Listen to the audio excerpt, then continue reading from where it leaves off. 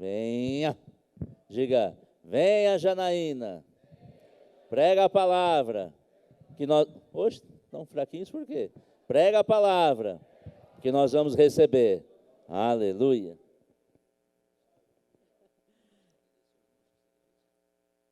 Podem, vão descer agora, depois vocês voltam. Obrigada. Glória a Deus. Boa noite, irmãos. Vocês estão bem? Amém. Esse é o dia que o Senhor criou para que nós nos alegrássemos nele. Um dia de paz, de graça, um dia em que a sua boa mão está conosco. Amém. E é o momento, o horário que a gente escolheu para ser Maria, hoje à noite. Amém. Então nós temos, né? Desde que chegamos aqui, temos sentado aos seus pés para nos aquietar debaixo da sua presença, né? Aquietar, silenciar pensamentos, sentimentos, emoções, colocar a correria do dia a dia a seus pés. Você não pode pagar suas dívidas agora, você não pode resolver pendências financeiras, emocionais agora. Agora a gente vai ser Maria, né? Sentar, aprender, ouvir, ver o que Ele tem para nós. E seria bem interessante se qualquer ajuntamento nosso como igreja, a gente chegasse, né, até o ajuntamento com o nosso coração sedento, desejoso, aberto, querendo mesmo o que Ele tiver para nós, sem nenhuma religiosidade, sem pensar, eu tenho que ir, hoje é dia, né, então eu tenho que ir, se eu não for, vão sentir minha falta e alguém vai me procurar. A gente precisa se despir disso, amém? Estamos aqui porque amamos o Senhor, porque queremos comer e beber do que Ele tiver para nós, é por isso que estamos aqui nos ajuntando como uma família. Você concorda? Amém. Então vamos orar. Pai, nós nos colocamos diante de você nessa noite. Nós entendemos que você tem um conselho para nós, você alcança as vidas de forma que ninguém mais pode, você conhece as nossas necessidades, aquilo que está dentro do nosso coração, as nossas pendências, e você é o único apto a nos ajudar. Nós nos colocamos mesmo diante de você, né, do teu Espírito, nós nos colocamos para receber a influência que você tem para nós, para receber as direções, seja a tua boa mão sobre nós nesse culto, em o nome do Senhor Jesus. Amém. Amém? Você concorda? Amém. Na quinta-feira nós tivemos uma base, não foi? A gente começou a conversar sobre os dons, mas com mais evidência para o chamado profético, ou para a manifestação do que é profético. Falamos sobre as 3 categorias de dons, dentro da listagem dos 9, lá de 1 Coríntios, e eu vou continuar mais ou menos dali, e eu lembro que, se você quiser, você pode abrir, né? É melhor a gente abrir, 1 Coríntios, se não me engano é 12, isso. Fica com ele lá abertinho. 1 Coríntios 12. Ele vai fazer a listagem dos dons, mas sempre enfatizando, né? A um é dado pelo mesmo Espírito, dom tal. A outro pelo mesmo Espírito, dom tal. E a outro, dom tal, pelo mesmo Espírito. É interessante como ele é repetitivo, é redundante, para deixar bem claro que, se não vier do Espírito, então não é para vir. Se a manifestação não for de Deus, então ela não é para acontecer. Não há, amados, nenhum motivo que justifique o fato de a gente criar ou inventar um sobrenatural dentro da igreja.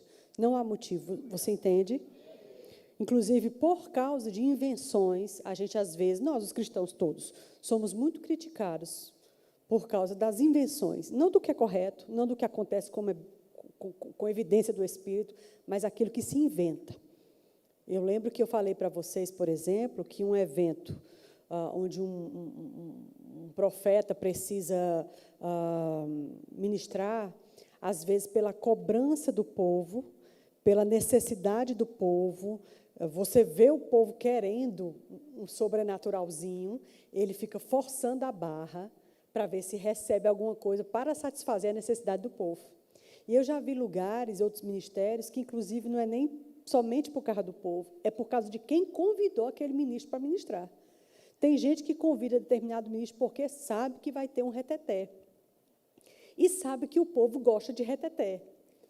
Entende? Então, assim, se aquele ministro que é usado com frequência nos dons, naquela reunião específica não se mover nos dons, as pessoas se sentem frustradas.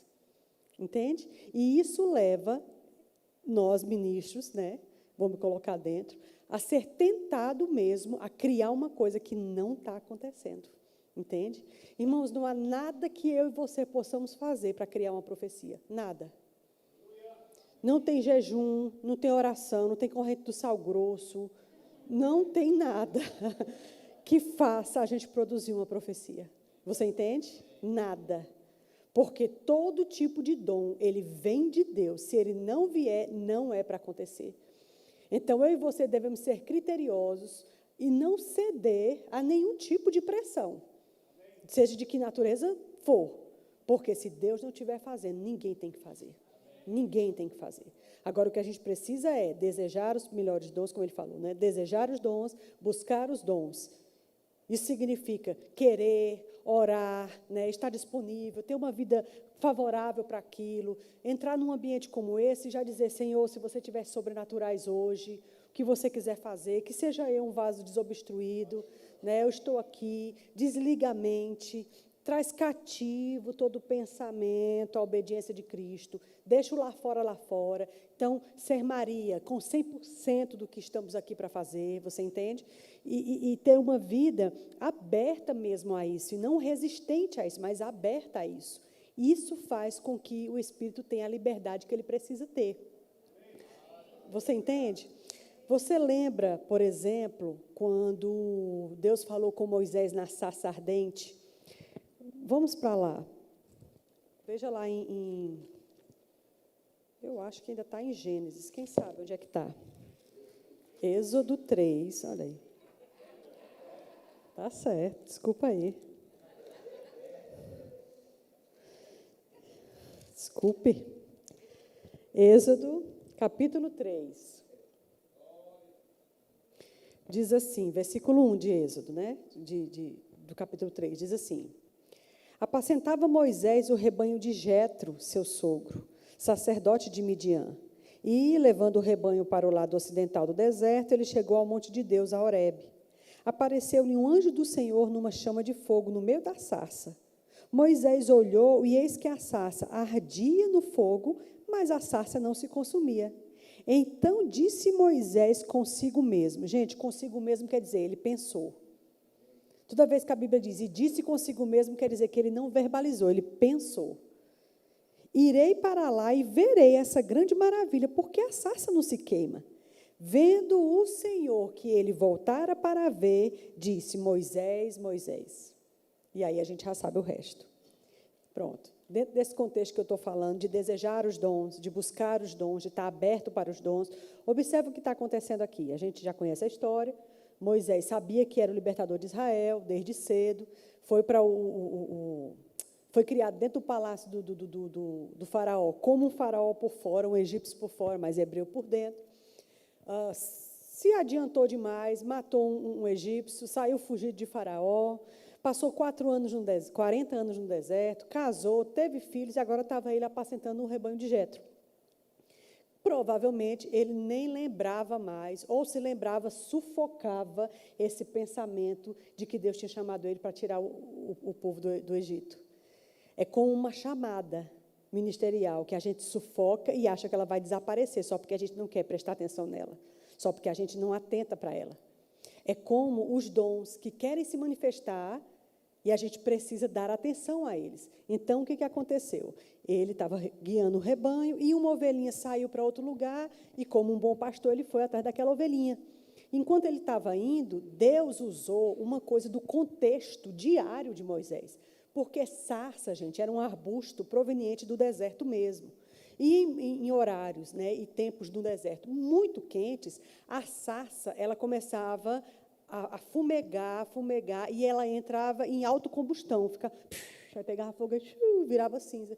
Porque ela estava tão seca e o sol era tão forte que rapidamente ela dava aquele foguinho e já virava cinza. Então, ver uma sarça fumegando não era novidade para Moisés. A novidade era ela fumegar e não virar cinza. Entende? Deus precisava chamar a atenção de Moisés de alguma forma. Então, quando ele passou atrás da ovelhinha, a ovelhinha ali na frente, ele passou, ele olhou uma sarça e viu que ela queimava, mas não se desfazia. E a Bíblia diz que ele pensou consigo mesmo, oxe, eu vou ali olhar, o que é isso que a sarça não se desfaz? Queima e não se desfaz. É interessante isso. Depois que Deus viu que ele pensou, vou voltar para ver o que é essa coisa, o que está acontecendo ali, aí Deus então falou do meio da sarça. Às vezes, querido, Deus precisa levantar algumas sarças para chamar a nossa atenção.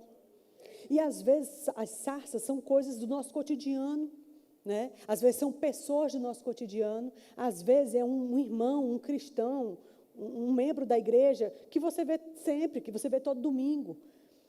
Às vezes é uma chamada de atenção que Deus está querendo fazer, às vezes é um conselho que está se levantando dentro de nós.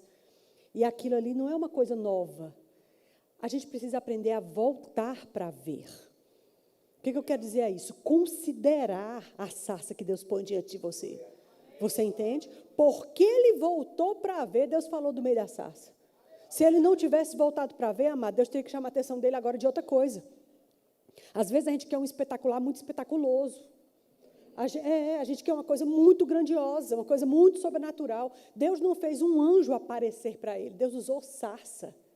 Uma coisa que ele via o tempo todo no deserto, toda hora. Só que uma sarça com um diferencial, queimando sem se consumir. Quando você vê ministros, homens de Deus, mulheres de Deus, queimando com o fogo de Deus, sem se consumir, vale a pena parar para ouvir. Você entende? Gente que já está na estrada há muito tempo, queima, e não se consome. Vale a pena parar para ouvir. Às vezes, a gente tem que observar os sinais que Deus está nos dando. E Deus precisava reavivar o chamado de Moisés e convencer Moisés de que o que Deus tinha com ele, Deus ainda tinha. É como se Deus estivesse dizendo, Moisés, eu sei que você desistiu, mas eu não. Isso não diz respeito, Moisés, à sua desistência, mas diz respeito ao que eu tenho para você.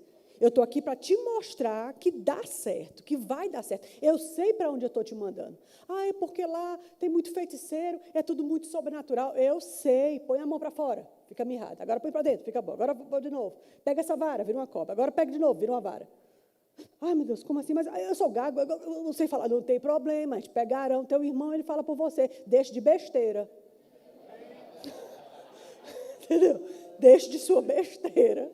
Porque quando eu envio você, Moisés, eu sei o que eu estou fazendo. As pessoas acham que querem dar uma ajudinha a Deus e esclarecer Deus de coisas que talvez ele não saiba. Senhor, assim, tu não sabe, mas eu sou gago. Senhor, assim, tu não sabe, mas o Egito tem muitas coisas sobrenaturais, tem muitos magos e o mover de Satanás lá é grande. Gente, Deus não precisava ser esclarecido, Deus sabia.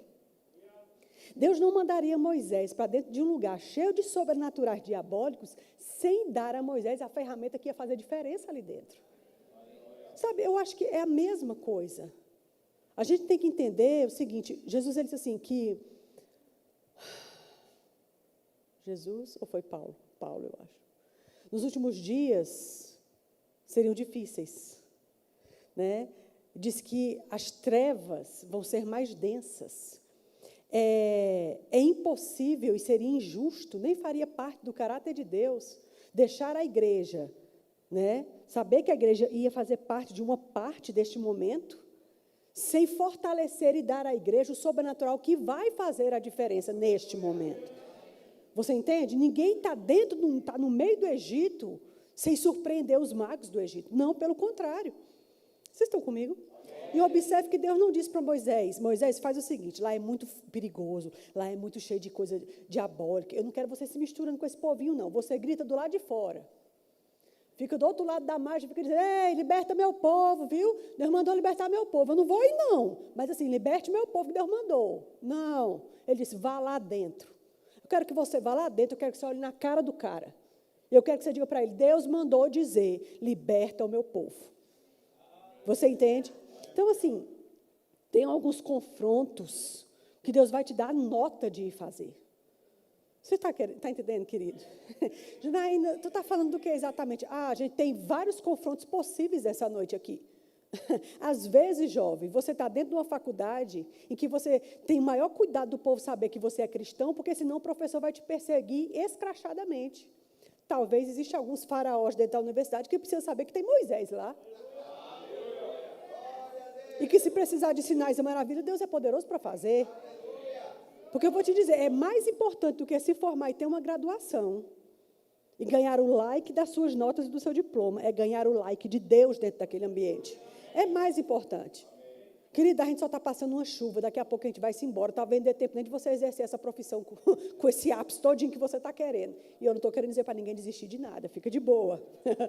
Vai lá, vamos trabalhar, vamos executar a nossa vida, está tudo bem. Mas lá no Nordeste a gente tem várias expressões. Tem uma expressão que diz assim, fulano está com um olho no peixe e outro no gato. O que é que significa? Enquanto eu olho esse, eu olho aquele. Eu não posso olhar esse e esquecer daquele.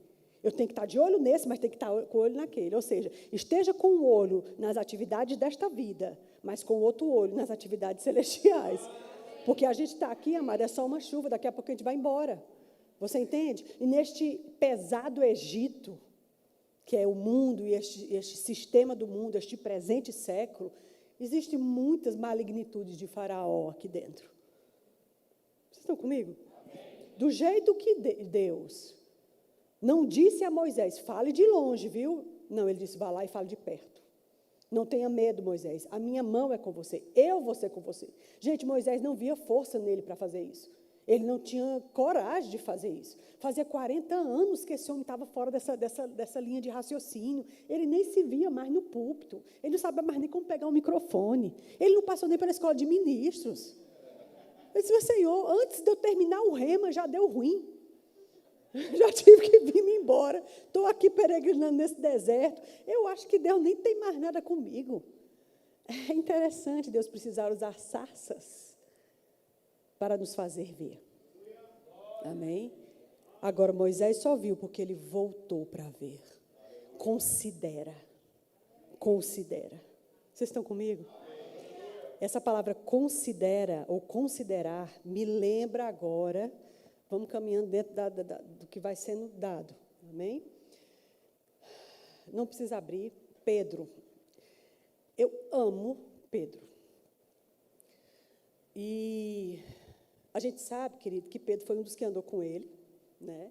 Ousado, não media palavras, ele falava umas besteiras, Jesus tinha que pontuar as coisas, né? Mas amava, era intenso, ele era maravilhoso. Eu gosto muito de Pedro, né? Mas negou a Jesus. Jesus disse que ele ia fazer, ele disse, eu nunca vou fazer isso, eu vou para a cruz com você. Ele está certo, né?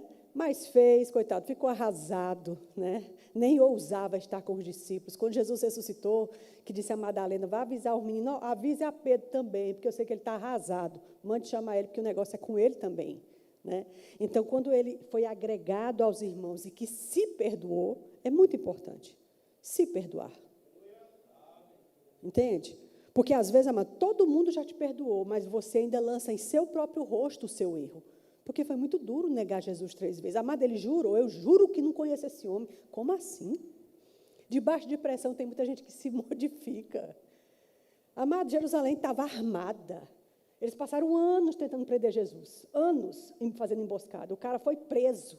Jerusalém nem dormiu naquele dia. Era o comentário na cidade. E ele rondando o palácio onde Jesus estava preso. Eu disse, está ali esse homem. Não, eu não. Mas você... Eu nunca. Eu tenho certeza. Eu juro que nunca conheci esse homem. Eita, dureza. E a Bíblia diz que eles se olharam. E quando eles se olharam, diz que Pedro saiu e chorou amargamente, né? Mas agora a gente tem um Pedro restaurado, né?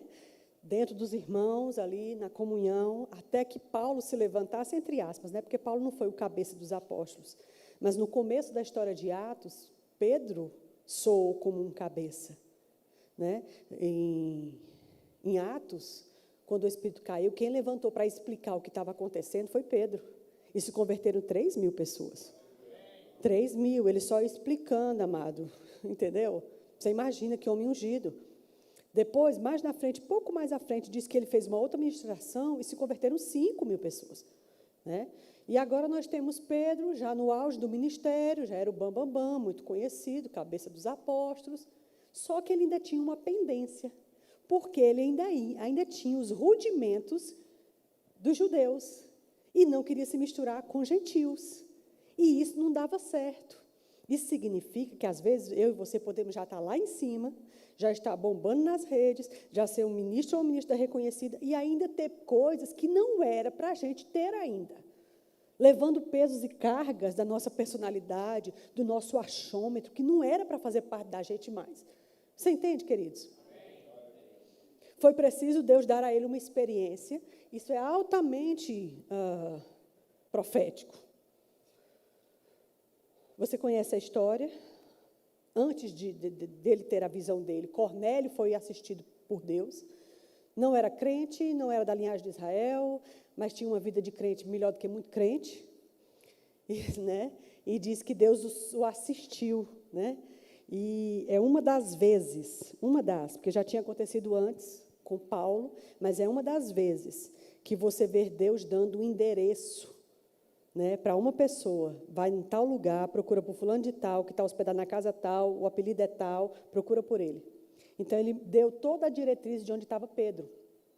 A Bíblia diz que no dia seguinte, ele enviou homens e os homens foram, um dia de viagem. No dia seguinte, Pedro estava orando.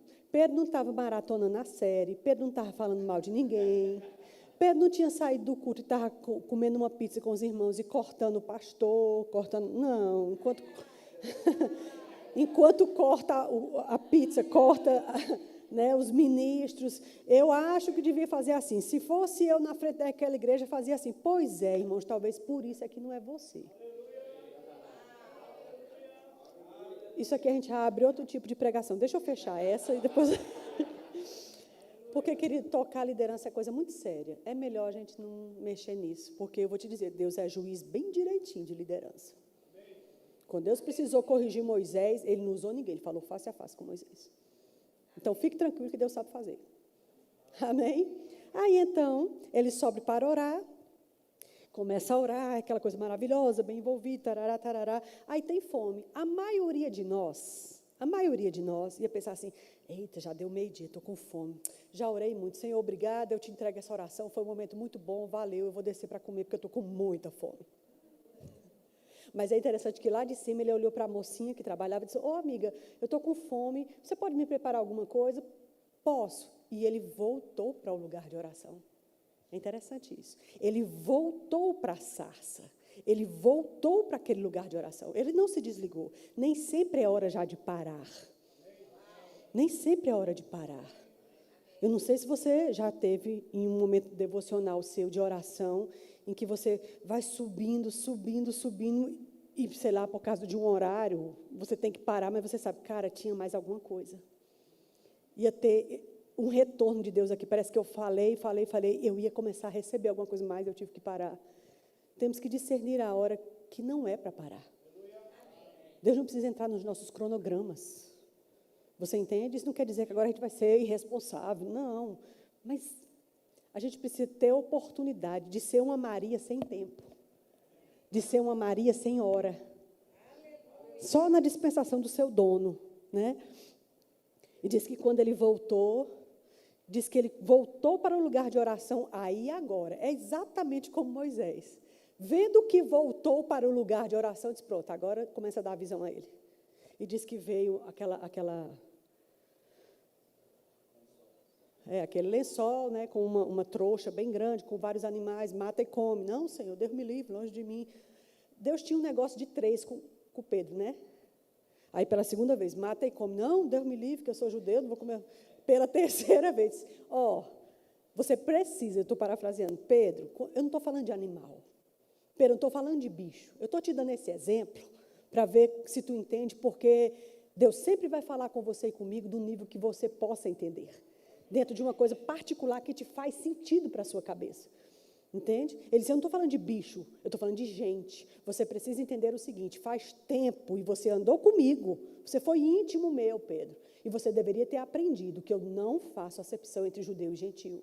Pelo contrário, Pedro, eu vim exatamente quebrar um muro de separação que havia entre judeu, gentio, servo, livre, macho e fêmea, branco e preto. Acabou essa história, Pedro. Ei, tu já está há muitos anos no ministério, não era para tu estar carregando isso mais, não. E outra coisa, Pedro, quer saber mais? Para o nível que eu tenho de ti para frente, você precisa deixar esse negócio agora. Porque senão eu não posso fazer de você o que eu preciso que seja feito. Entende, queridos? E a Bíblia diz, considerando ele a visão, chegaram os homens. Na verdade, Deus avisou a ele. E outra coisa, vão vir 2 homens aí, não pergunte nada, siga eles e acabou. Siga eles sem nada interrogar. Interessante. Aí diz que ele, considerando acerca da visão, então chegaram os homens. Considerando acerca da visão, ou seja, atentando para a sarça, tentando entender aquilo. É interessante isso. Não sejamos tão precipitados, não façamos conclusões. Entende? Só de mente, eu acho que isso aqui é assim, é isso. Eu acho que 2 mais 2 vai dar 4. É isso mesmo. Ei, às vezes a gente tem que considerar um pouco. Gasta um tempo orando em língua sobre aquilo. O que está acontecendo? Você quer dizer o quê? No caso ali estava bem claro. Mas ainda assim, às vezes, há acréscimos que Deus quer fazer. Você entende? Considerando a visão. Outra coisa, não é só estar mais um tempo ali, mas é assim, não achar aquilo fantástico, maravilhoso, se emocionar e ir embora e esquecer. Eu não sei se você já passou por isso. Eu já passei por momentos de oração profunda, intenso, em que Deus falou comigo e eu chorei. E você sai dali, amados, cheio do Espírito, porque o enchimento do Espírito Santo muda a gente. A gente está com o mesmo problema, a mesma dificuldade continua, mas você já tem uma ótica diferente, só porque está cheio do Espírito. Só porque está cheio do Espírito. Você lida com a mesma doença que está lá, diferente. A mesma dívida, diferente. A mesma pessoa que pisa no seu calo, mas você está diferente. Você entende? É interessante isso. Né? E aí eu estava ali e tal, cheio do Espírito. Ai, terminou, Pai. Amém, obrigada.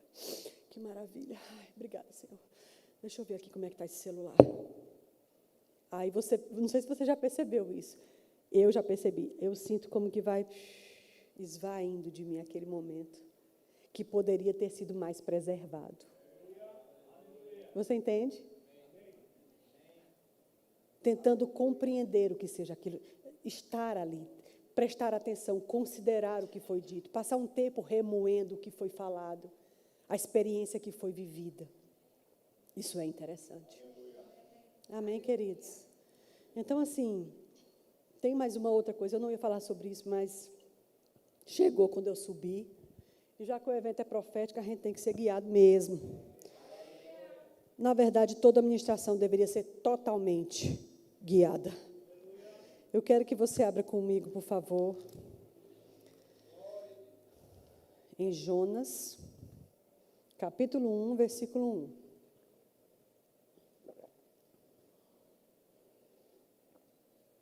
Diz assim, Jonas está lá depois de Obadias, antes de Miqueias, já chegando perto do Novo Testamento. Diz assim, veio a palavra do Senhor a Jonas, filho de Amitai, dizendo, dispõe-te, vai à grande cidade de Nínive e clama contra ela, porque a sua malícia subiu até mim. Jonas se dispôs, mas para fugir da presença do Senhor para Tarsis. E tendo descido a Jope, achou um navio que ia para Tarsis. Pagou, pois, a sua passagem e embarcou nele para ir para Tarsis, para longe da presença do Senhor. Pronto. Olha que coisa interessante. Eu falei na quinta-feira que o profeta da Velha Aliança, ele era a única boca de Deus na terra. Então, ele era uma boca muito preciosa. Não que um sacerdote não pudesse ser usado por Deus ou um rei não pudesse ser usado. Mas o profeta era aquele claramente conhecido ou reconhecido como um porta-voz. Tá certo?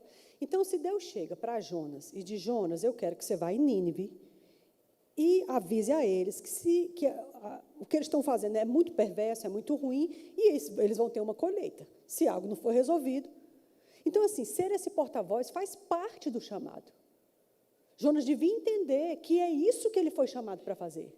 Às vezes, querido, parece assim, a gente sabe que esse chamado, ou essa posição que a gente está ocupando, pede X de nós. Mas, às vezes, a gente não quer fazer o X. Mas a gente não foi colocado lá para dar conta do X. Vocês estão comigo?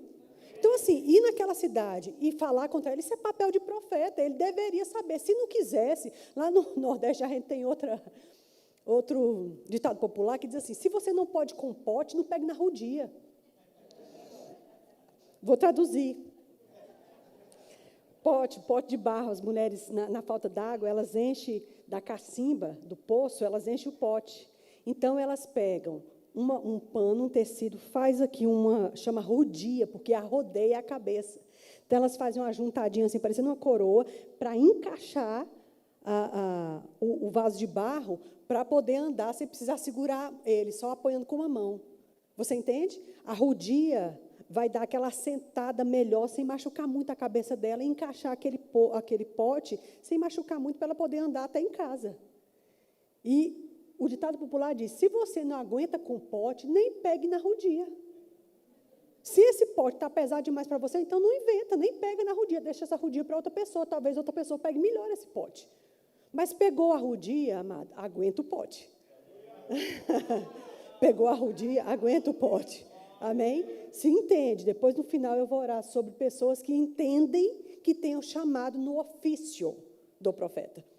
Se você entende que tem um chamado no ofício, entenda o tamanho desse pote.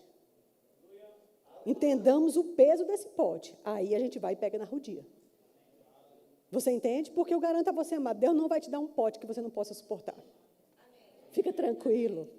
Amém? Não vai te dar. Mas... Então, Deus disse para ele, vai lá e clama, não sei o que você quer. Agora sim, ele disse, dispõe-te. Dispor-se quer dizer ficar pronto, preparado, se esforçar, preparar a bagagem, ficar pronto. Dispõe-te quer dizer, lembra aquela corrida, quando atira, que dá a largada? Eles ficam posicionados. Eles não ficam mais mexendo no celular. Atirou. Atirou, vixe, meu Deus, deixa eu ir. Não. Não. O nadador, né? Sério, na natação, ele tem aquele pódiozinho e ele fica lá abaixado, preparado. Isso quer dizer, prepara-te, dispõe-te, esteja disposto, vá, se prepara. É interessante porque a Bíblia diz que ele se dispôs, certo? Mas se dispôs para fugir da presença de Deus. Gente, você leu na sua Bíblia. Se eu não lesse, eu não ia acreditar numa coisa dessa. Como é que Deus disse? Se dispõe para fazer a minha vontade. E a Bíblia diz, ele se dispôs, mas para fugir. Como assim? Isso mostra muito claramente, sem nenhuma revelação, que é possível se dispor para fugir. É possível se preparar, se equipar, para não obedecer. É possível desobedecer conscientemente. Estão comigo? Como assim, irmãos? Diz que ele se dispôs, mas para fugir. E outra coisa, achar que pegando um navio, fugir da presença de Deus. Como assim? Aí diz que ele desceu para Jope, se não me engano, e diz assim, e achando um navio que ia para Tarsis, embarcou no seu navio, pagando-lhe a passagem. Gente, quem embarca no navio está subentendido que vai pagar a passagem. Ele não precisava ter colocado esse acréscimo, pagou a passagem. Mas a Bíblia diz que tudo que foi escrito, para nosso proveito foi escrito.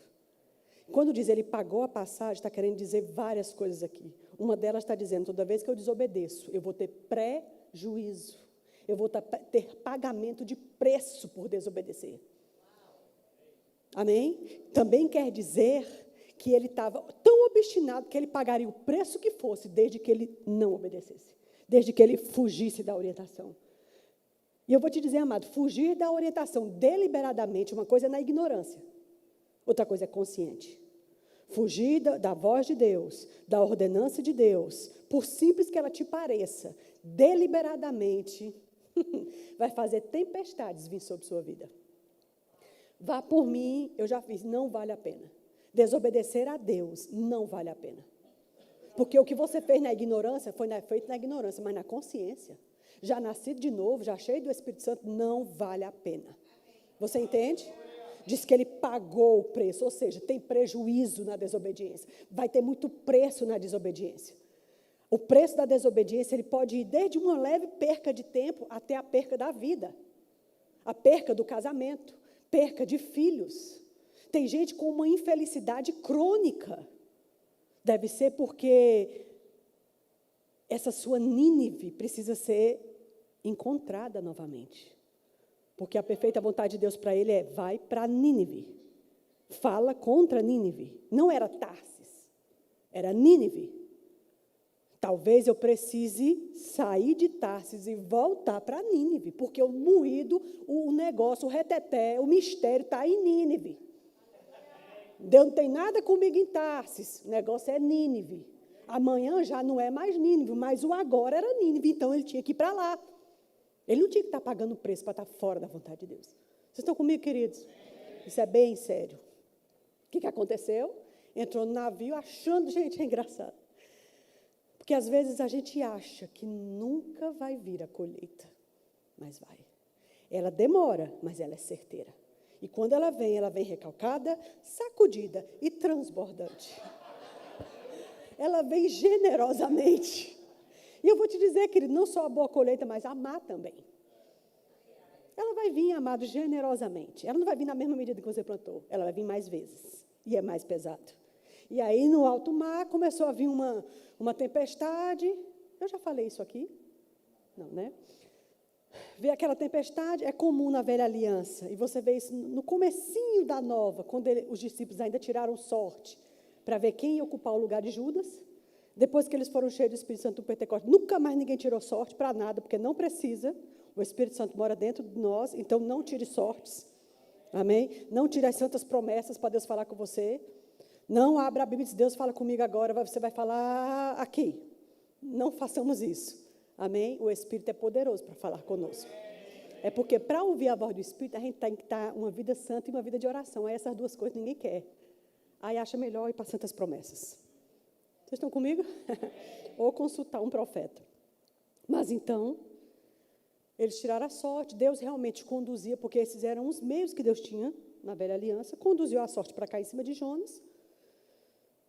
Jonas realmente, nessa hora, ele foi sincero: realmente sou eu, se você me jogar no mar, vai ser resolvido, você não tem culpa de nada.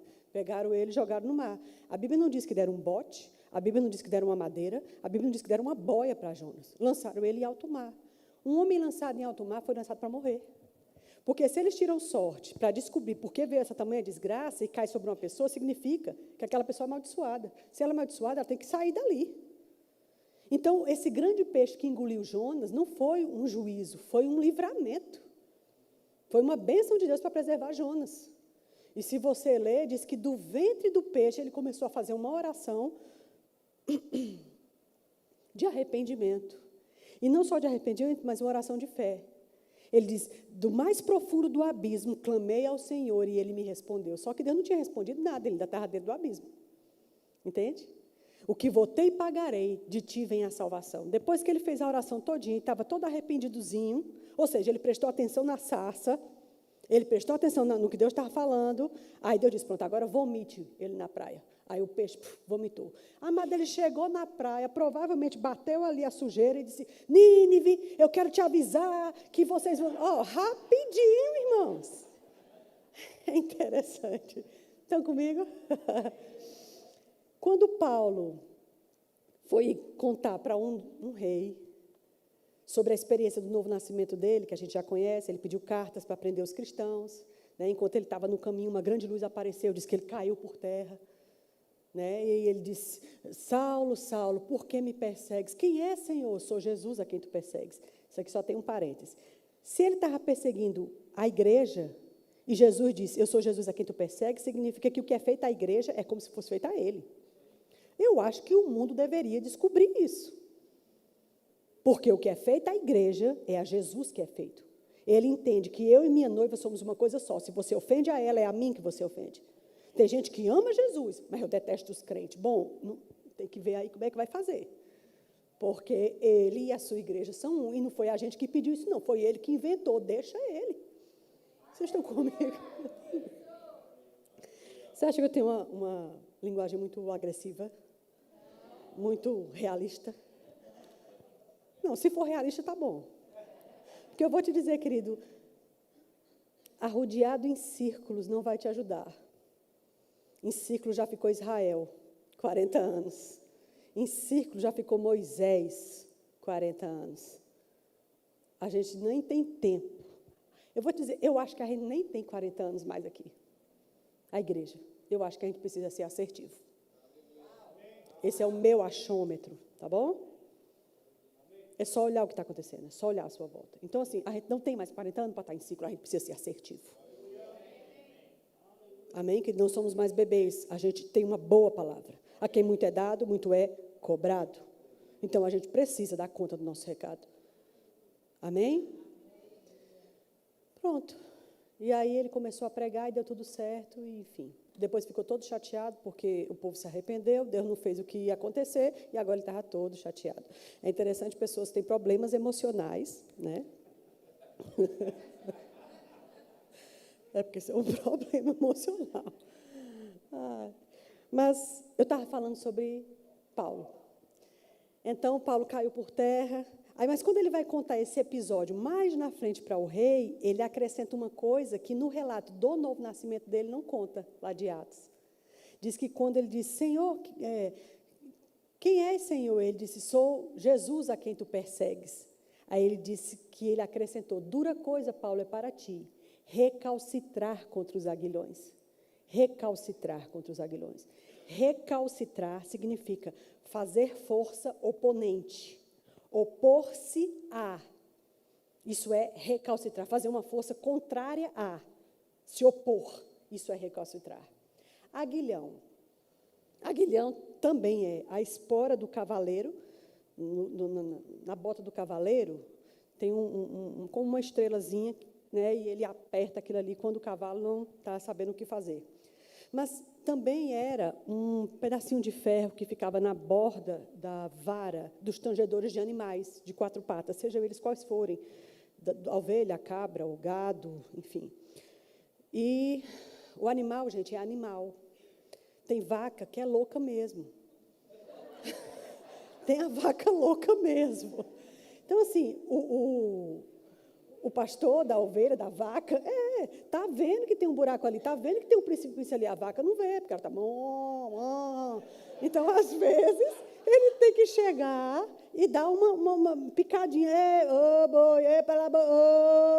Não sei se você sabe o que é isso. Abraão que está ali sabe, não sabe não, Abraão? João faz muito isso. Chama de aboiador. E aí ele dava aquela picadinha para o gado sentir uma dorzinha assim, aí o gado entendia que não era para vir para cá. Mas é interessante, amado, que a Bíblia diz assim, não seja como a mula ou o cavalo, que com freios e cabrestos se domina, de outra forma não se lhe obedece. Diga assim, não sou cavalo. Diga assim, não sou mula. Não sou vaca louca. Você não é vaca louca. Isso é bem sério. Eu preciso de um cinto de algum homem que possa tirar esse cinto sem nada acontecer. Só um empréstimo. E preciso... Obrigada, pastor. Eu queria que viesse você, irmã. Vem cá. Você. Vem cá. É você. Aí eu preciso que uma outra pessoa venha aqui segurar esse microfone para mim, por favor. Pode vir você de roxo. Vem cá, meu bem. Você consegue subir aqui? Suba aqui, vocês duas. É hoje. Segura aqui, meu bem. Vem cá. Levanta o bracinho, vira para lá. Ok. Supomos que a vontade que Deus falou para ela é que ela fique aqui. Qual é o seu nome, meu bem? Ilza, tenta ir para lá. Vá. Bote força. Eu quero ver você botando força. Vá. Corra. Eu quero que você corra, Ilza. Vá. Pode ir. Bote força. Eu aguento. Você pode ir. Isso. Pronto. Pode... Virou uma vaca. Estou brincando, meu bem. Queridos, prestem atenção. Aguilhão é uma forma de deixar a gente na obediência. Quando Jesus disse para ele, Paulo, dura coisa é para ti, Paulo, recalcitrar contra os aguilhões. Você não vai conseguir. Paulo não tem como medir força comigo. Não tem como você entrar numa queda de braço comigo e sair vencedor. Paulo, é dura coisa se botar força para fugir da minha vontade. Paulo, vai dar ruim para você, não dá certo. Tenta de novo, meu bem, correr, pode ser que você consiga. Entende, queridos? Não dá certo. Deixa eu te perguntar uma coisa. Doeu tua barriga um pouquinho quando você fazia isso? Doeu um pouquinho. Não doeu mais que você não botou muita força. Pronto. Porque dói para quem desobedece. E eu vou te dizer, dói na minha mão também. Dói para Deus também. É doloroso para quem desobedece e é doloroso para Deus. Ninguém ganha na desobediência. Ninguém aqui sai ganhando. Ninguém sai aqui em dolor. Todos dois sofrem. Você entende? Obrigada, meu bem. Leva para ele, amor. Obrigada. Paulo, dura coisa é para ti recalcitrar contra os aguilhões. Aí você pode dizer, Janaína, mas assim, que vontade de Deus é essa? Porque assim, eu não tenho recebido nenhuma chamada, Deus não tem assim, mas às vezes, amada, essa vontade de Deus para você é uma exortação que Ele vem trazendo há muito tempo. Às vezes são coisas da vida. Às vezes Ele está dizendo para você, você precisa tratar melhor a sua esposa. Você precisa conviver com ela, dando honra a ela como vaso mais frágil e como sendo ela co-herdeira convosco da mesma graça da vida, para que as suas orações parem de ser impedidas. Às vezes é só isso que Ele está falando. Às vezes Ele está dizendo, ei, você precisa parar de falar mal da vida das pessoas. Porque por você falar tanto dos outros, você fere o meu espírito. E isso, às vezes, amado, é botar força contra os aguilhões. Qual é a exortação que Ele vem te dando, ou me dando há tanto tempo, e eu fico botando força contra os aguilhões? Você entende, queridos? Isso para quem é novo convertido, ou para quem é leigo, tem um risco X. Mas para quem já está maduro, amado, tem um risco Y. É outra proposta. Então, assim, qual é o conselho que às vezes Deus vem dando a gente? Faz anos, amado, às vezes entra ano e sai ano. Às vezes o único conselho insistente que Ele está dando a gente é, eu preciso que você seja mais íntimo meu. Você precisa ler mais a minha palavra e ter mais tempo de oração comigo. É porque você não faz isso que eu não consigo fazer você atravessar as portas que eu tenho para você. Aí você olha para mim e pergunta, Senhor, por que você não faz? E eu olho para você e digo, por que você não se faz apto para eu botar você nesse lugar? Não é porque eu não tenho isso para você. É porque eu não posso botar você nesse nível que você está. Porque se eu botar você no nível que você está, você se queima lá dentro. E eu te amo. É melhor você sofrer o dano de nunca entrar do que entrar e ser triturado ali dentro. Porque não adquiriu a estrutura que eu preciso de você. Eu vou te dizer, querido, tem muita coisa que não acontece com a gente, não é por outro motivo, é por causa da gente. Às vezes não é nem por causa do diabo. Entende, queridos? Então, assim, eu fico pensando, se nós fôssemos mais sensíveis a Deus, se eu fosse mais sensível a Deus, se eu tivesse um tempo de oração com mais qualidade, diariamente, aonde Deus poderia me levar? Se eu tivesse ungida neste culto, do jeito que Deus gostaria que eu tivesse, o que não poderia acontecer hoje à noite? Você entende que nós sempre podemos ir muito, muito mais longe do que já fomos? E a gente não vai porque não atenta para as sarças, porque não tem tempo de qualidade como Maria, escolhendo a boa parte, porque o dia a dia nos consome, as preocupações e os cuidados desse mundo nos sufocam. Aí entra ano e sai ano e você sabe, não, eu vou ser uma mulher mais espiritual, não, vou ser um homem mais espiritual, não, vou buscar mais a Deus, Senhor, esse ano, em nome de Jesus, sabe? Amado, e o ano termina e começa e ninguém faz nada. Isso é bem sério. É por isso que as manifestações de Deus não conseguem acontecer como deveriam acontecer. Entende, queridos? Sejamos cuidadosos. Ninguém vai poder buscar a Deus ou ter o crescimento espiritual por nós. Isso é uma coisa pessoal, particular. A mulher não tem pelo marido, nem o marido tem pela mulher. Nem os pais pelos filhos, nem os filhos pelos pais. É uma coisa nossa, pessoal. Amém? Dura coisa é para ti recalcitrar contra os aguilhões. Não vale a pena. Eu estou observando ali a hora. Eu acredito que tem mais uma coisa. Eu tinha feito ali umas anotaçõezinhas, uma colinha que eu tinha feito ali. Mas Deus tangiu para outras situações e outras coisas. Mas deixa eu consultar a colinha para ver se tem mais alguma coisa. Tá bom? Ok. Hum. Hum.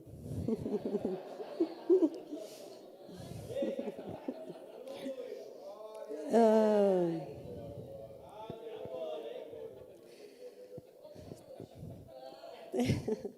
tem algumas coisas, algumas poucas coisas. Vamos abrir em 1 Coríntios. Vamos falar de alguma coisa bem básica. Hoje é o meu último dia com vocês aqui. Eu não vou. Amanhã eu já estou viajando. E foi um prazer, amém? E foi importante também, né, ter estado aqui. Fazia tempo que eu não vinha, né? E ver o que Deus está fazendo, como Deus está fazendo, o que Deus está construindo, como Ele deseja fazer, né? É importante, amém? Eu me sinto grata por a oportunidade, amém? Ok. Abra lá em 1 Coríntios 14, por favor. 14, 26. Diz assim: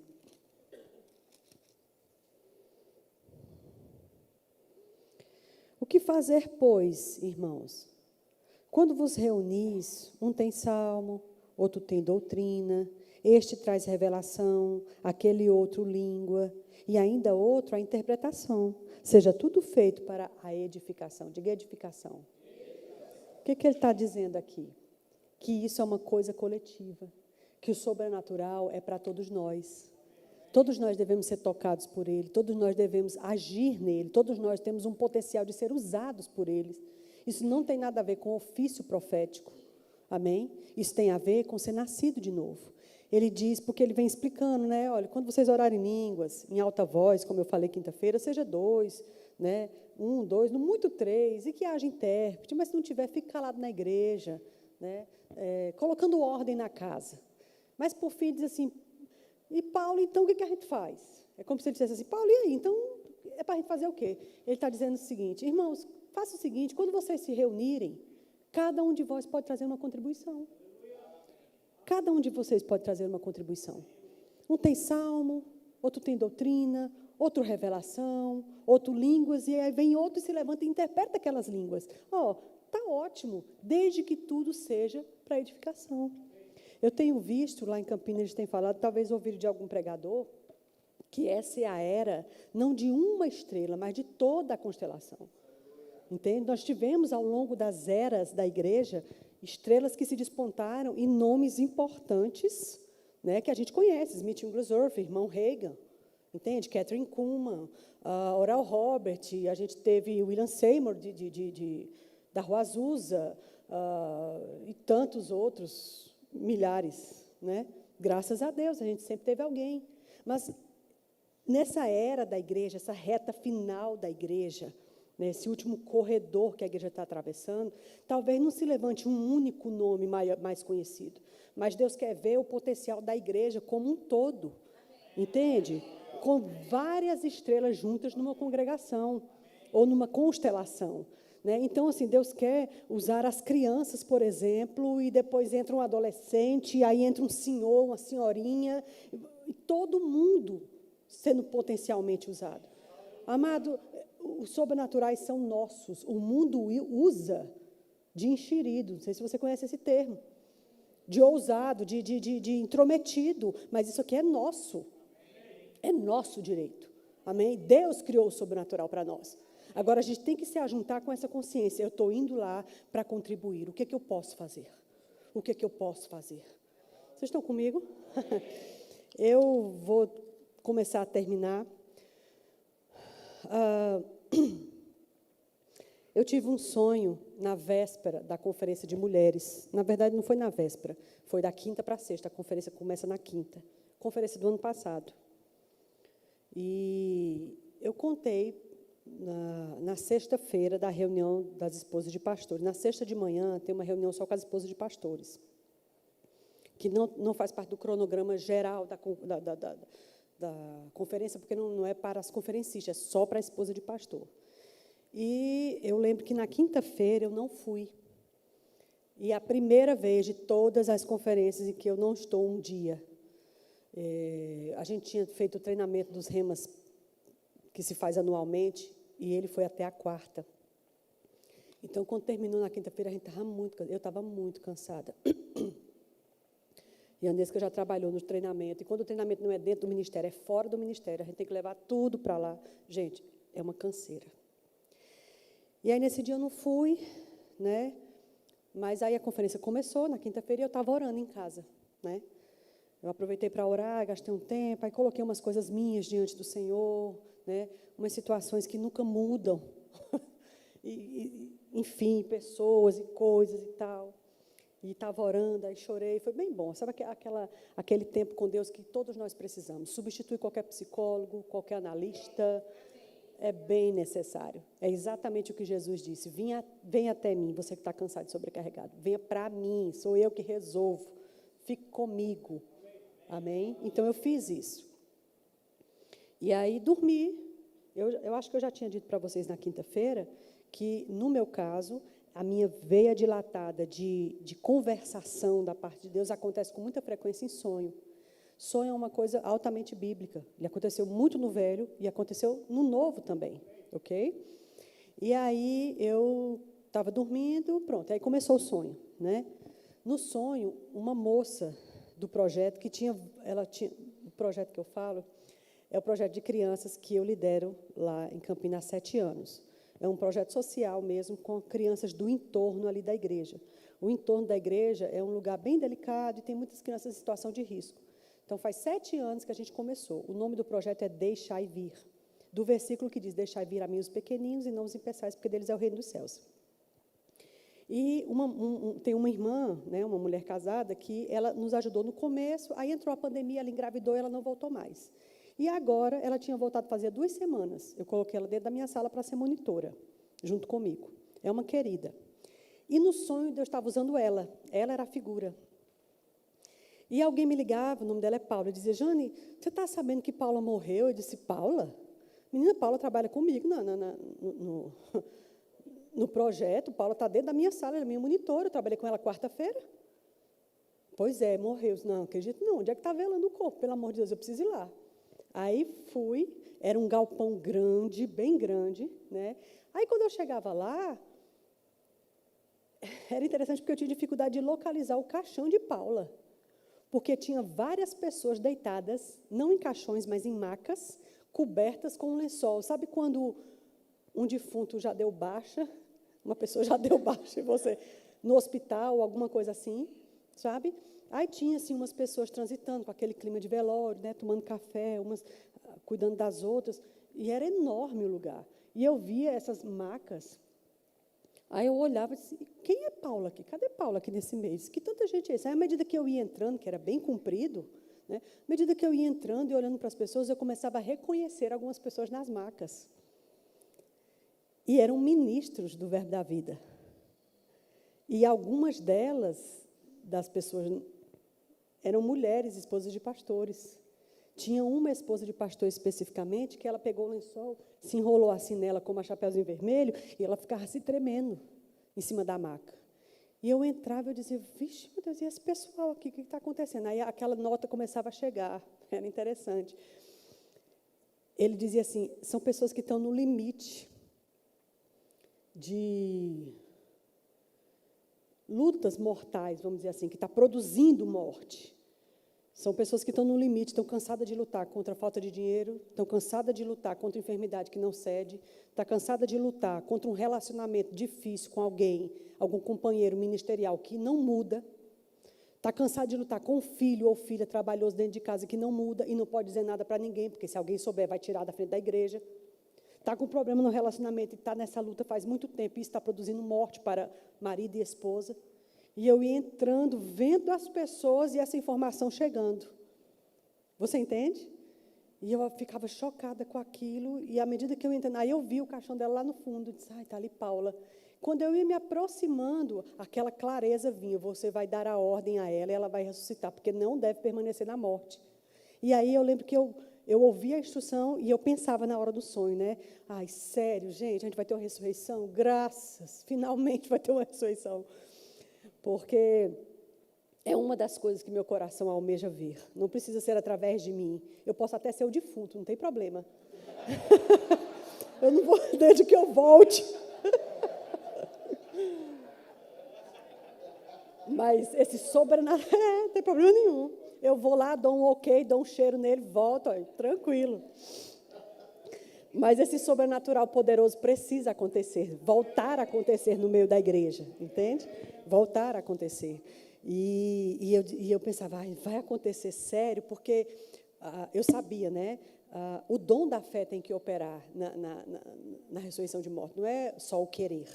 Né? Então, se Deus falou, graças a Deus, então é porque vai acontecer. E uma vez que eu tinha certeza, eu já chegava perto dela, já chateada, eu pegava aqui no pescoço dela, no gogó dela, eu disse, Paula, em um nome de Jesus, levanta da morte agora, em nome de Jesus. Aí ela fazia... Aí, quando ela abria os olhos, ela pegava no meu gogó, aqui, e me puxava para perto dela, e ela gritava, ela dizia, Janaína, já é meia-noite. E eu acordei. E quando eu acordei, o irmão Hegel, ele diz assim, se você teve um sonho que acha que é de Deus, e na hora que você acorda, você já não tem uma impressão clara do que ele significa, e ao passo que você começa a orar em língua sobre ele não se esclarece diante de você, pega esse sonho e coloca ele na gaveta. Porque Deus não está brincando de esconde-esconde. Ou ele falou, ou ele não falou. Deus não quer dar uma meia coisa para você. O que ele tiver te dado, ele quer te fazer entender. Amém? E aí, quando eu levantei, quando eu acordei, aquela coisa, já é meia-noite. Já é meia-noite. E aí, eu sei que o sonho se divide em duas ocasiões. Não só os nossos ministros em macas, como se mortos, ou como já em processos de morte, né? E aquele climão de velório, como a segunda parte é exatamente a exortação que a recém-ressurreta me trouxe, né? Então, assim, se ela estava morta no sonho, crente, nascida de novo, estava tudo bem. Se ela estava morta, significa que ela esteve com ele.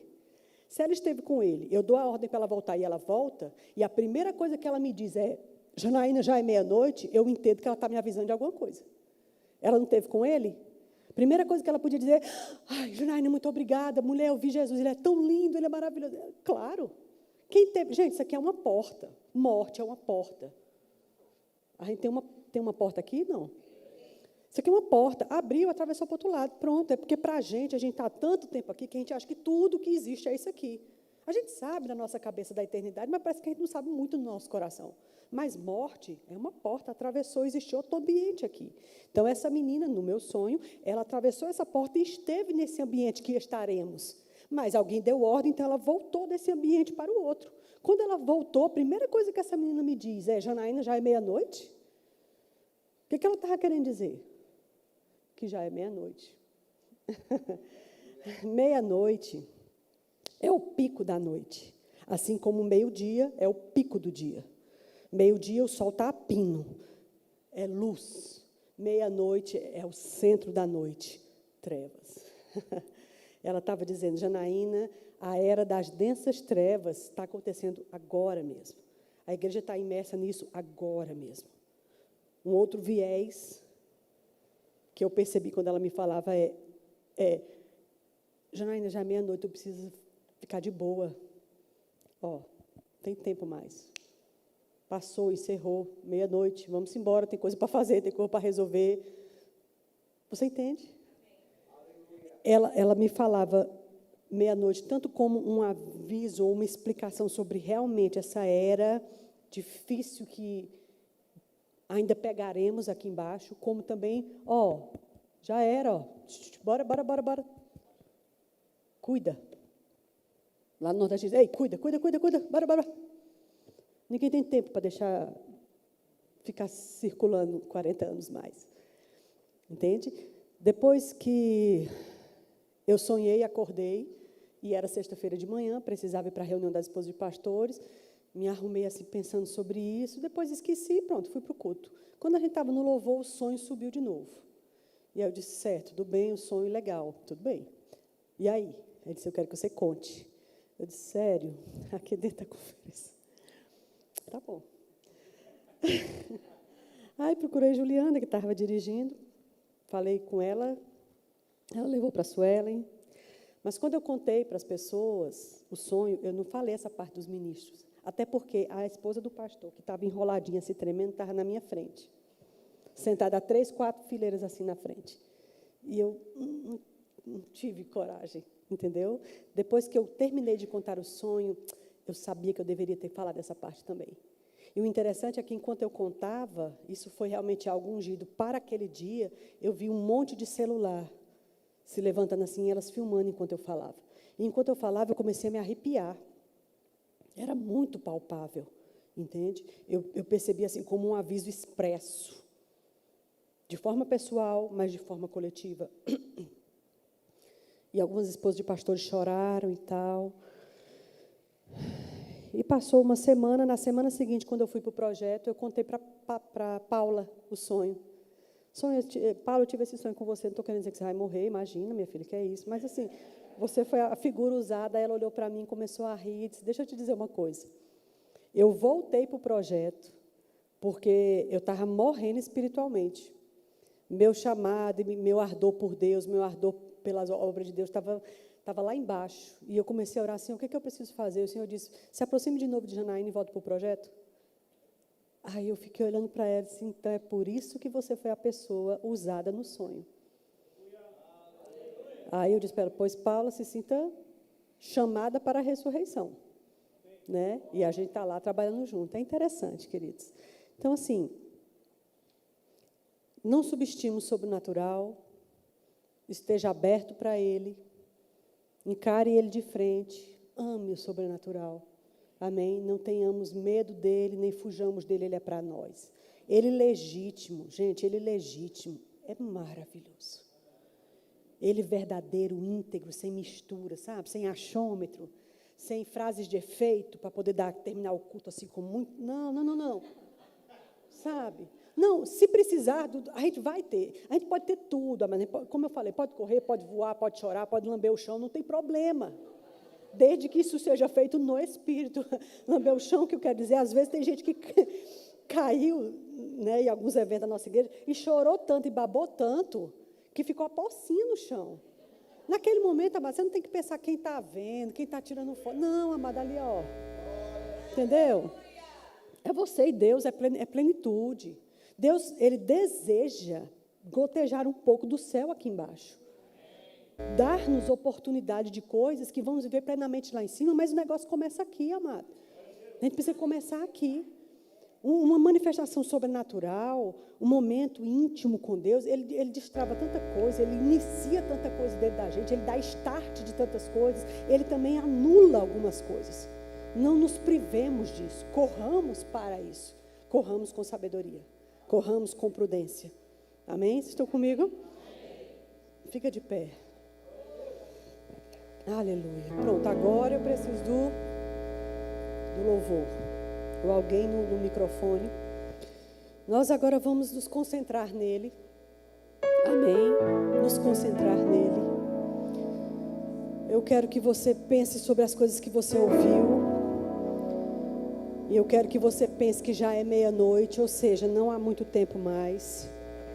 A igreja entrou nessa meia-noite, nessa hora obscura. E nessa hora obscura existe toda uma leva de sobrenaturais aguardando a gente. É nosso direito provar dessas coisas. Senhor, nós nos colocamos diante de Ti. Nós realmente nos colocamos diante de Ti, Senhor. Nós realmente nos colocamos diante de Ti. Oh, aleluia. Não podemos produzir o sobrenatural, mas podemos desejar, podemos nos abrir para Ele. Aquilo para o que nos inclinamos se inclinará de volta para nós. Nós nos inclinamos para você. Você pode começar a orar em línguas. Se você não é batizado no Espírito Santo, é uma boa hora para ser batizado no Espírito Santo.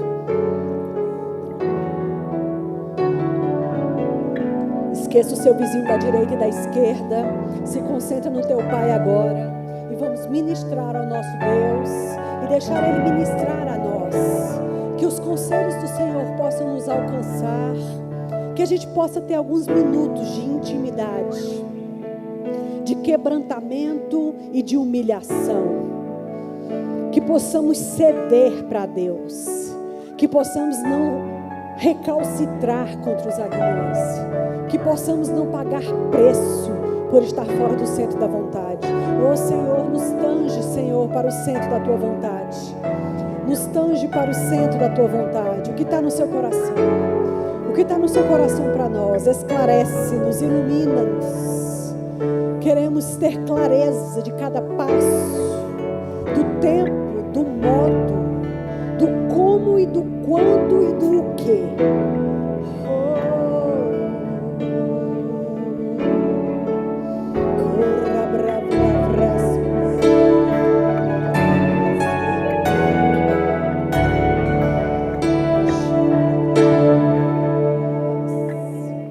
Quero me apresentar a Ti, ó Deus, Te ofertar em louvor, me entregar, me derramar dos Teus planos, cumprir.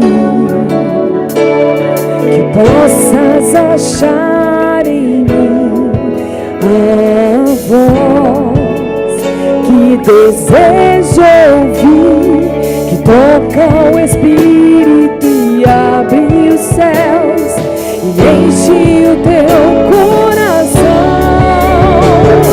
Ser reconhecido, marcado por transformação, guardado pelo fogo, habilitado pela unção. Sabe todos os meus dias, que pra vida e para a morte eu vou andar com Deus.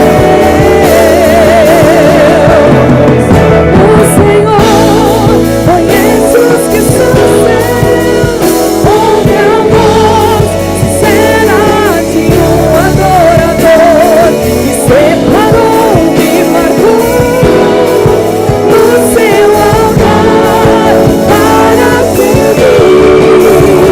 O Senhor conhece os que são seus, ouve a voz sincera de um adorador que separou e marcou no seu altar para servir.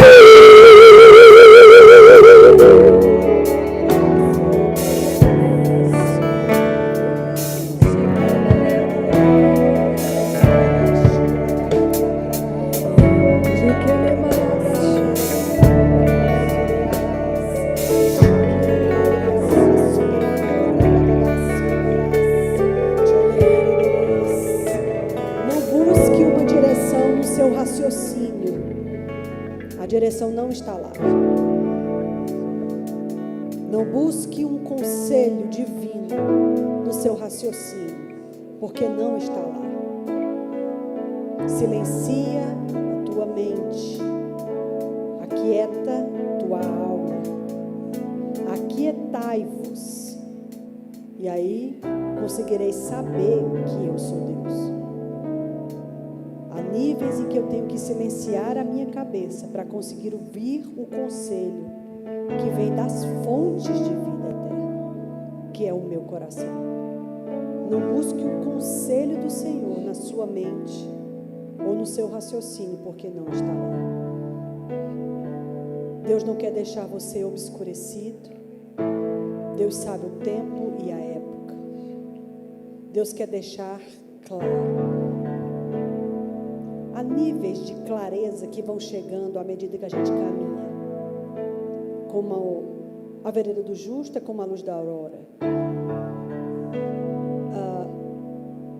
Em situações da vida, em nichos da vida, precisa ser meio-dia naquela área. Precisa clarear o sol plenamente naquela área. Não se mova enquanto não for meio-dia. Meio-dia deixa o sol a pino. Um sol a pino não há sombra para nenhum lado. É tudo claro. Enquanto não for meio-dia, não saia do lugar. Mas uma vez que houver absoluta clareza, e ela vem de dentro do seu interior, e ela corrobora e testifica com os fiéis, não com os carnais, mas com os fiéis, então chegou a direção. Seja leal e fiel à direção quando ela chegar. Não é necessário estar preocupado com o relógio mais do que Deus. Não é necessário achar que está perdendo tempo, porque Deus entende o tempo. Apenas é necessário estar sensível, que não passe de nós a tua informação, Senhor, que não deixemos de perceber o tempo da tua visitação, que não passe de nós o teu conselho, mas que o vejamos, que saibamos reconhecer a sarça quando ela arder diante de nós, e que voltando para prestar atenção e considerando, você possa nos falar através. Seja assim na vida de algumas pessoas aqui nessa noite. Você não precisa ficar ansioso ou ansiosa por esclarecimento. Você não precisa ficar mais desejoso de ser esclarecido do que Deus realmente está querendo que você seja. Não deixe a vontade de obedecer a Deus e estar no centro da sua vontade ser uma angústia para você. Porque a bênção do Senhor enriquece e não traz consigo dores. Se está havendo dores, acontecem duas coisas: ou não é a bênção do Senhor, ou você está produzindo dor no lugar onde não deveria estar produzindo. Entrega ao Senhor os teus caminhos, confia nele, e o mais ele fará. Ele fará sobressair a tua justiça como a luz, e o teu direito como o sol do meio-dia. Assim seja. Eu te agradeço, Senhor, eu te agradeço, eu te agradeço. Boa coisa é andar no conselho do Senhor.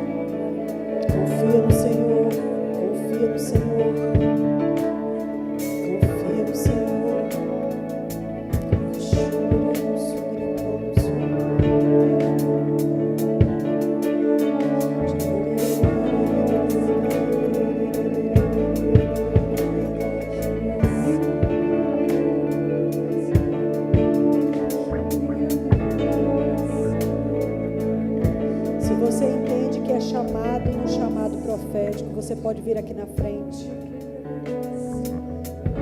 Irmão Reagan fala que a pessoa chamada no ofício do profeta, ela tem que andar com consistência em pelo menos 2 dos 3 dons de revelação: palavra de conhecimento, palavra de sabedoria e discernimento de espíritos. Se isso acontece na sua vida com uma certa frequência, provavelmente você foi chamado no ofício. Se você está no ofício, eu convido a você a vir aqui na frente. Isso não nos faz especiais nem diferentes de ninguém. Isso só nos dá mais responsabilidade, maior prestação de contas, como qualquer outro ofício.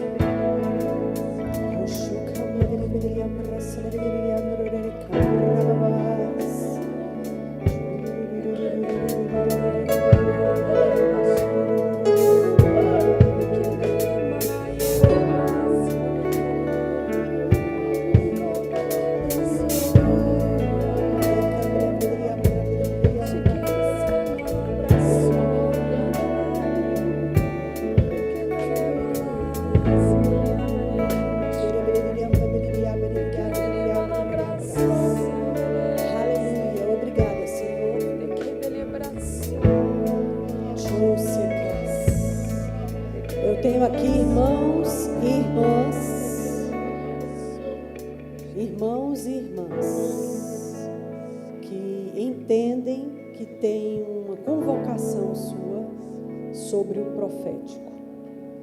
Você é o Deus que esclarece. A tua palavra diz que na tua luz veremos a luz.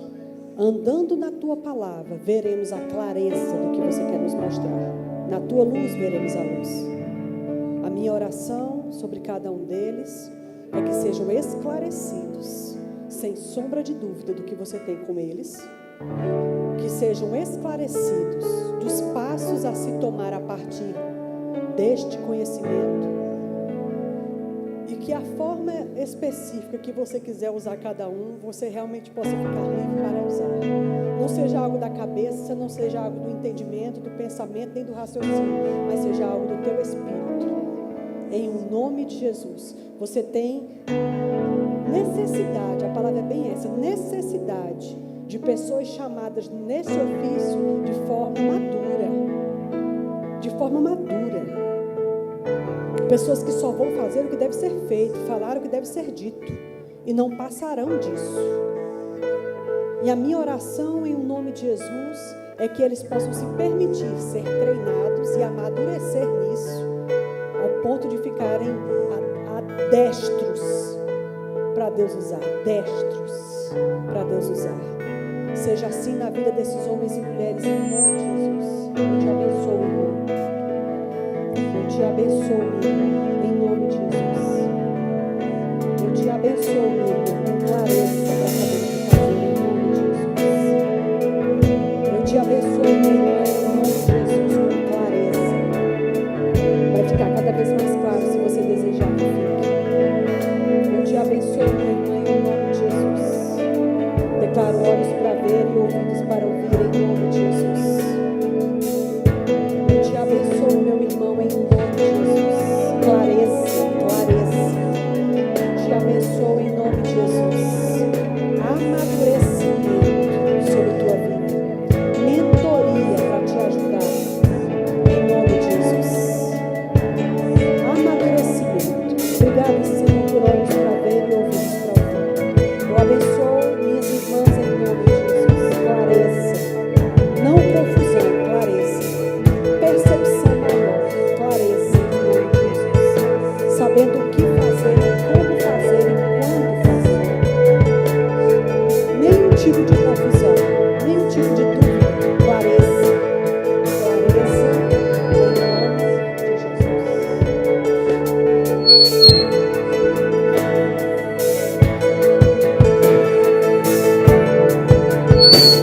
Em nome de Jesus.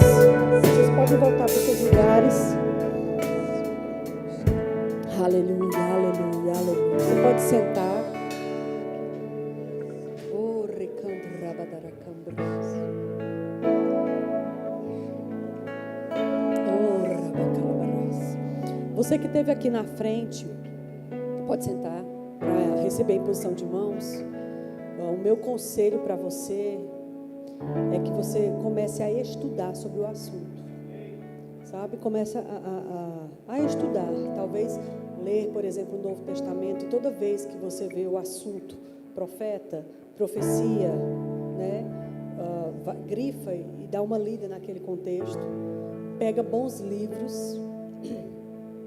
O mais seguro que você faz é pegar livro do irmão Reagan. Amém? O Dom da Profecia é um bem antigo, bem pequeno, capa preta assim, muito básico. Ele concedeu dons aos homens, tem um capítulo só sobre isso, né? Nós temos o Espírito Santo e seus dons que fala só sobre a profecia. Nós temos... O que mais sobre isso? O dom da profecia, né? Existe o livreto, né, de Rick Renner, que vocês não têm aqui, mas acredito que o pastor vai organizar para terem. Testando o Sobrenatural, muito importante. Entendeu? É um livreto pequeno, você lê em 2 horas. Em uma dos capítulos que eu estava com desejo de ler para vocês, em um dos capítulos, Rick Renner fala de uma pesquisa pessoal que ele fez, que ele procurou por toda a Bíblia, e ele não viu em nenhum momento momento, tanto velho como novo, eu estou parafraseando, mas ele diz assim, que ele não viu em nenhum momento, velho ou novo, Deus encorajando as pessoas a entrarem nos dons, nas profecias, no reino do Espírito, por sua conta própria e iniciarem alguma coisa. Ele diz que as religiões que mexem com o espiritual diabólico são encorajadas a fazer isso, mas nós não. E ele explica sobre isso e eu acho que é importante. Não é um interruptor que desliga e desliga. Não existe agora a gente vai começar, agora a gente vai começar. Não. A gente pode criar um ambiente favorável e se ele quiser, ele faz. Amém? Então, assim, é necessário estudar, é necessário mesmo se concentrar, observar, aprender com os erros dos outros, aprender com seus erros, com seus acertos, e saber que ninguém se levanta e sai andando sem nunca cair. É assim mesmo. Mas Deus não, você não precisa estar mais interessado na sua chamada do que Deus. Não precisa. Deus deu esse negócio, Ele é poderoso para ajudar a desenvolver. Só seja diligente. Amém? Graças a Deus. A gente está finalizando. Eu acho que tem uma coisa. Eu estou observando aqui no meu coração. Mas eu acho que é para vocês. Estou observando aqui no meu coração.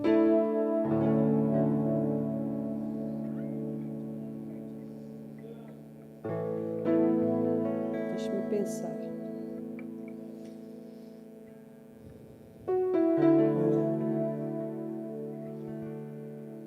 Deixa eu ver qual é o exemplo que eu vou dar. Uma coisa é alguém dizer assim, ó, esse coquetel aqui na revista, coquetel bem bonito, com guarda-chuva, com frutas, né? Esse coquetel aqui é uma delícia. Menina, ele é maravilhoso. Você olha para ele e diz, vixe, é muito bom mesmo. Nossa, a boca enche d'água, isso deve ser tão gostoso. Outra coisa é você ter a oportunidade de sentar no balcão e tomar um coquetel. E quando você toma um coquetel por você mesmo, no seu paladar, você consegue detectar o que realmente era condizente com a imagem. Até onde realmente era gostoso assim. Até onde realmente era nutritivo mesmo assim. Porque às vezes a imagem era linda. O coquetel nem tanto.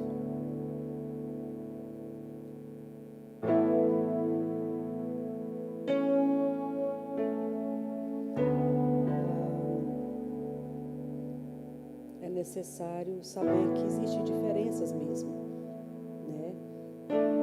Você trabalha com mídia, você sabe que foto você vai pegar o melhor ângulo, né? Do melhor jeito, faz aquela maquiagem, esconde a olheira, faz, né, para pegar o melhor. Não deixa de ser a foto da pessoa, não deixa de ser a foto, é a pessoa na foto, mas ela está da sua melhor forma. Talvez quando encontre ela de manhã, ela não vai estar daquele jeito, mas ainda é a pessoa.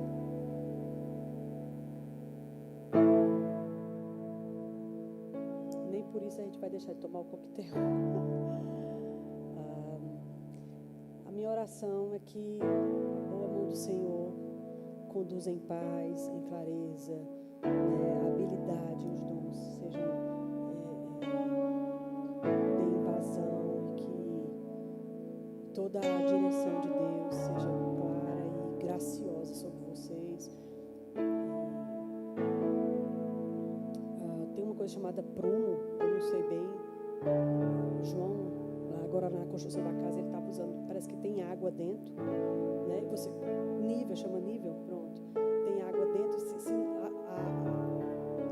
a bolinha de ar no meio da água, ela vai dizer se aquilo está reto, se está torto, né? Às vezes, um pouquinho só, a bolinha está quase no meio, você olha e pensa assim, não, ela está no meio, eu estou vendo, mas ela não está exatamente no meio.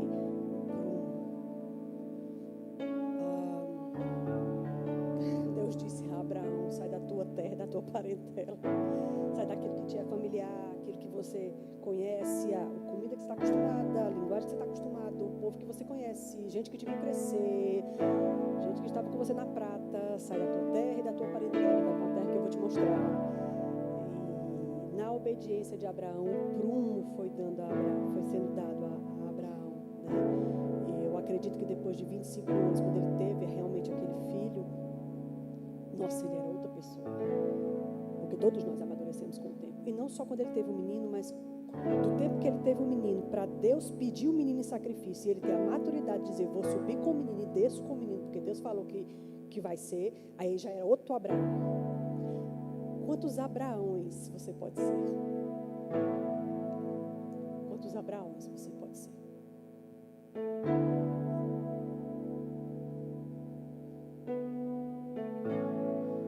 Assim diz o Senhor.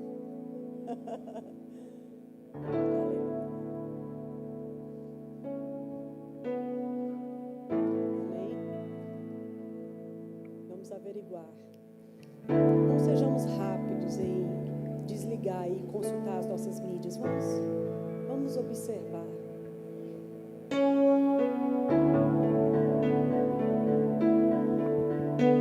Tem uns jovens desse lado de cá.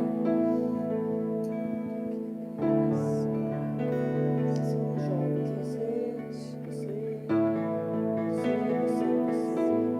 Você grupinho aqui, desse menino para trás. Eu queria que você levantasse desse menino para trás. Não são tão jovens. Para esse grupinho aqui. Tem uma pessoa aqui. Aquele rapazinho, menininho de cabelo. Vem cá, menino. Fica aqui, ó. Esse povo aqui é você, meu filho. Chega. Essa mocinha aqui, vem cá, você. Fica aqui desse ladinho. Só enquanto eu falo, depois vocês voltam com o cara de vocês.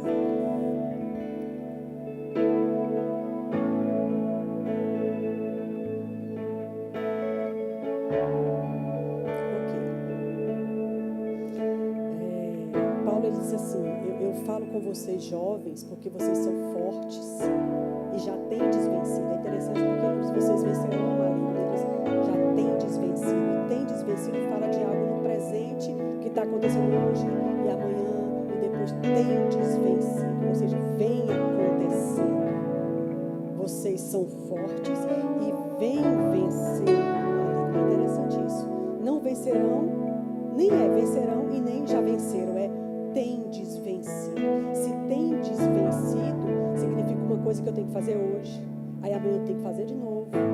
Eu tive que fazer ontem, mas semana que vem de novo.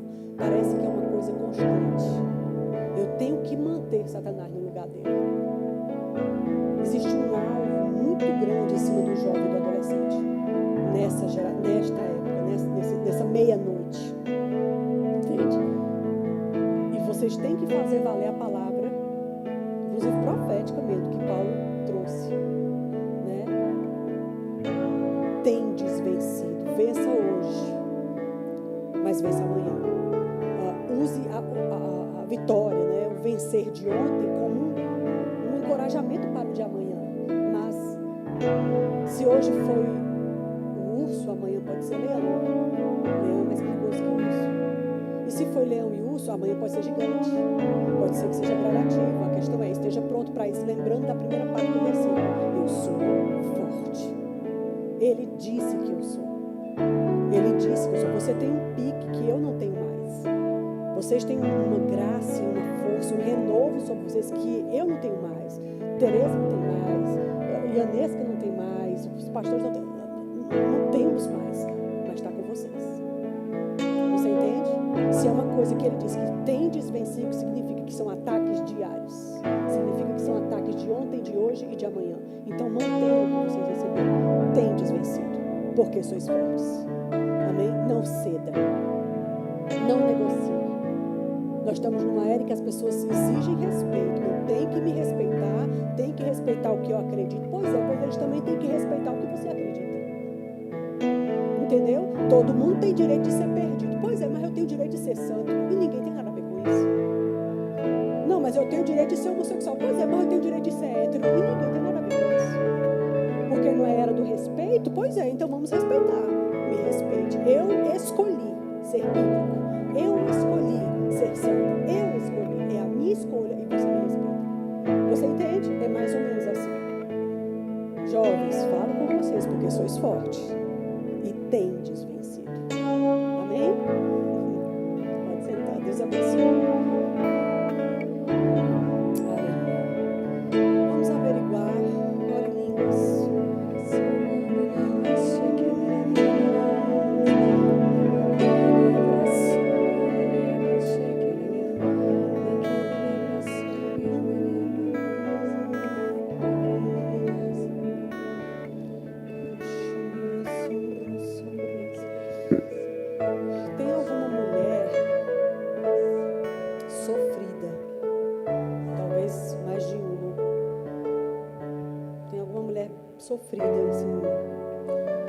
não sei discernir se você está sofrendo no casamento, se você está sofrendo com saúde, com suas emoções, por causa de dinheiro, de pessoas, eu não sei. Mas assim, existem alguns sofrimentos que estão te pesando a alma.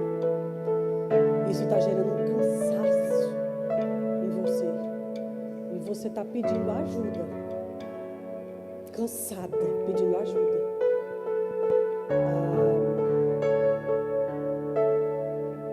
O Senhor realmente te diz que se você se aprofundar nele, leia o Novo Testamento, Mateus, Marcos, Lucas e João. Conheça Jesus, que é teu Salvador, que é teu Senhor. Conheça o Deus de Mateus, Marcos, Lucas e João. Quem foi Jesus? 4 pessoas escreveram a mesma história. Deus está dizendo, se você não conhece nada da Bíblia, conheça sobre ele. Se apaixone por Jesus. Deixe Jesus ser forte em você. Entende? Ele puniu por Maria quando José não acreditou que ela estava grávida do Espírito Santo. Deus deu a ela um sonho. Entende? Deus é poderoso para defender a sua causa. Defender a sua causa. Agora, faça dele um bom amigo, um bom companheiro, um confidente. Faz de Jesus teu confidente. Amém? Amém, mulher que está pesada, cansada e sobrecarregada. Não tem homem nenhum, não tem dinheiro, não tem viagem para Paris que vai te resolver essa questão. Não tem. É um negócio entre você e ele. Você vai ver aquele socorro tão sobrenatural. Portas tão conselhos tão claros. É só deixar ele fazer o que ele precisa fazer. É o mesmo papel dele. É o papel dele. Estão comigo? Nem sempre precisa ver todos os detalhes das coisas. Às vezes você precisa ter uma nuance.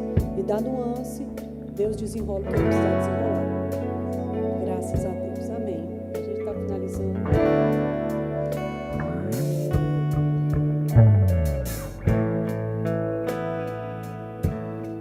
Aquilo que eu conversei com você ali dentro, né?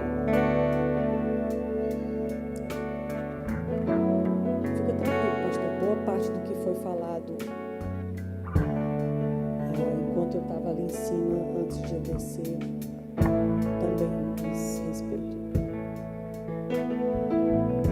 Vamos ver o que Deus tem para fazer. Amém.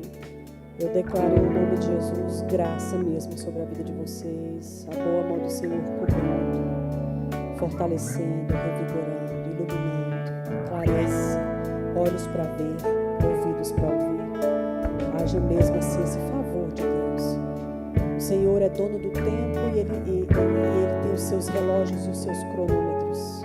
Deus, Ele é Senhor de todas as coisas. Apenas confiemos nele, deixemos que Ele nos tome pela sua mão e nos mostre o caminho que devemos andar.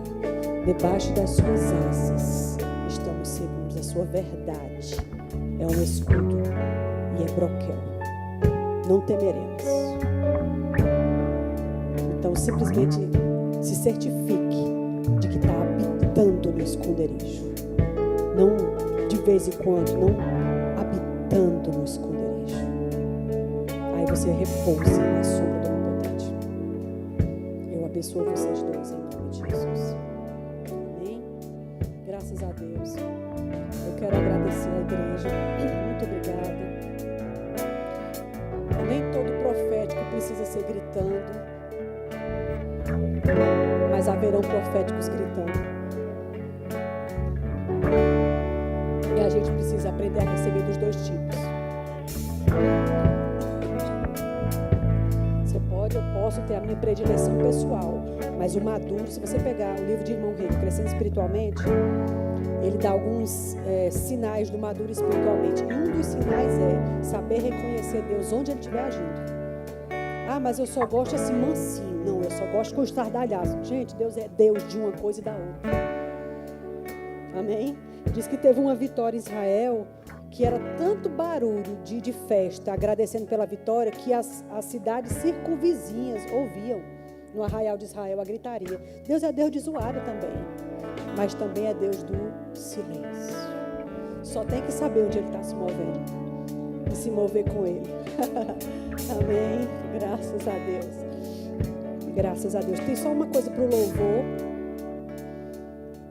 Este louvor específico. Não sei se existem outras pessoas do louvor que não estão neste louvor. Talvez, né? Outras pessoas que não estão escaladas nesse específico. Mas por algum motivo é para esse específico que está escalado hoje à noite.